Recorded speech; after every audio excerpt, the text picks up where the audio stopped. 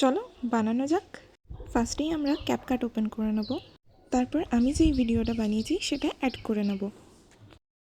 ভিডিওতে যেখানে সানগ্লাসে আঙুল দিয়ে টাচ করছি ওখানে একটা কাট বসিয়ে নেব। কাট করার পর বাকি পোর্শনটা ডুপ্লিকেট করে নেব। তারপর সেটাকে ওভারলেতে নিয়ে গিয়ে নিচে সেট করে দেবো। এরপর রিমুভ ব্যাকগ্রাউন্ডে গিয়ে পুরোটা সিলেক্ট করব। শুধু চশমার দুটো কাজ ইরেজ করে নেব। এরপরে চলে যাব আমরা টেক্সটে। সেখানে গিয়ে তোমার ইচ্ছে মতন তুমি যা খুশি লিখে নিতে পারো। তারপর সেখান থেকে আমরা চলে যাব স্টাইলে।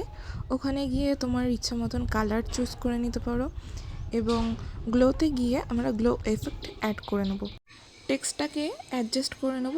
ওটাকে সাইডে নিয়ে গিয়ে একটা কিফ্রেম অ্যাড করে দেবো। এই মুহূর্তে আমাদের ভিডিওটা ঠিক এরকম দেখাবে।